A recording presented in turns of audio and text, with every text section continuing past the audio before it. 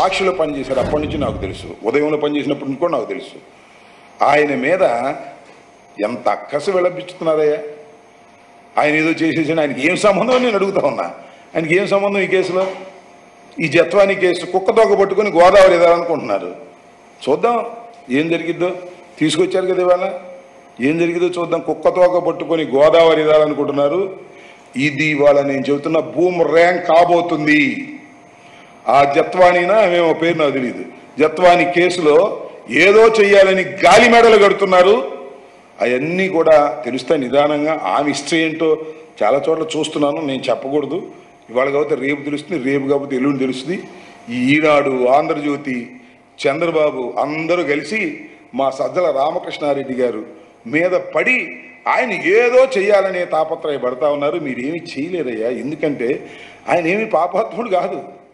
ఆయన జగన్మోహన్ రెడ్డి గారికి సలహాదారుగా ఉండటమే పాపమా, నేను మంత్రిగా ఉండటమే పాపమా, మా మీద కక్ష సాధింప ఏమిటిది? నాకు అర్థం కాలేదు. చాలా దుర్మార్గమైన ఆలోచన చేస్తున్నారు.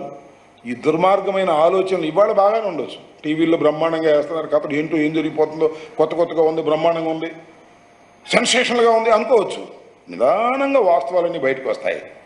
ఎవరేంటో, ఆమె పేరేంటి, జత్వాని ఏంటో, ఆమె కథ ఏంటో, ఆమె పూర్వపరాలు ఏంటో, ఆమె ఇంతకుముందు ఏం చేసిందో ఇవన్నీ బయటకు వస్తాయి కదా. అంత తేలిగ్గా ఉంటాయా?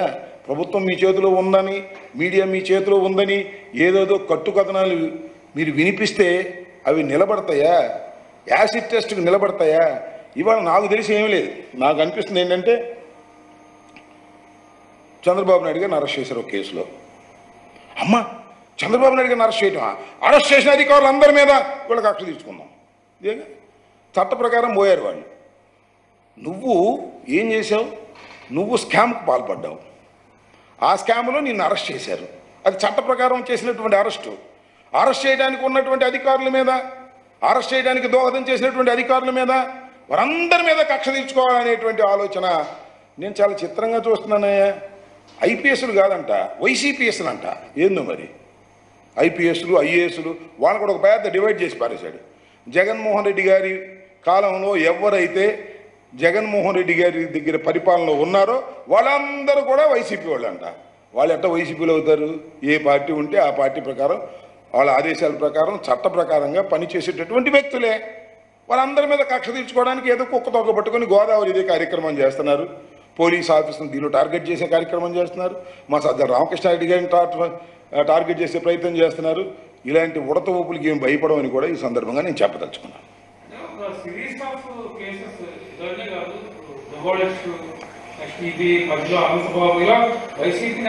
ఏముంది ఇప్పుడు? దువ్వాడ సీను, అనంతబాబు, లేకపోతే నా మీద పెట్టిన కేసు, నా మీద పెట్టిన ఏంటి నాకు అర్థం కాల. గాలిలో పీకడం తప్ప ఏమైనా ఉందా? దువ్వాడ సీను అందరికి తెలిసిన విషయమే కదా.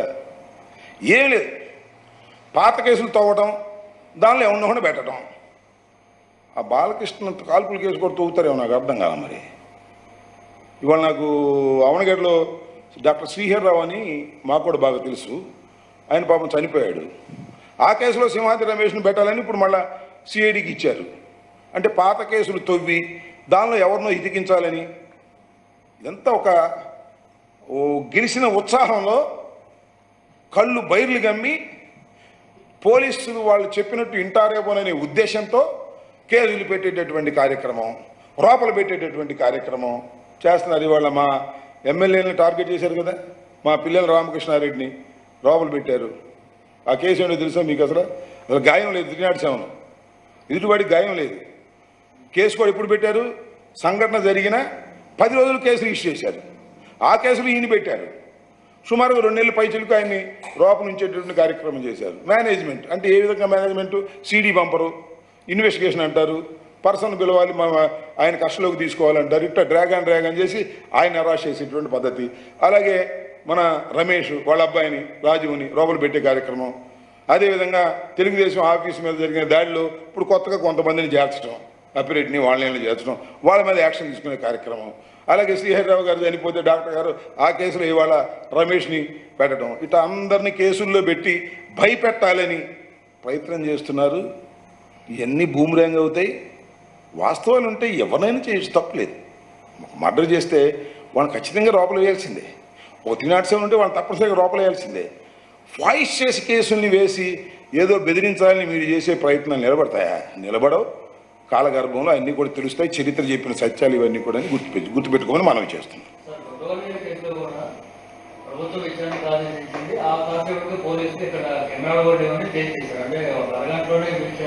ఏమో మరి నా గుడ్లవల్లేరు కేసులో ఏదో నేను ఇందాక పత్రికలో వింటున్నా ఏదో సీసీ కెమెరాలు పెట్టి చేశారని. దాని మీద ఏంటో నాకైతే ఐ హ్యావ్ నో డీటెయిల్స్. చూద్దాం ఏం జరిగింది. ఓకే.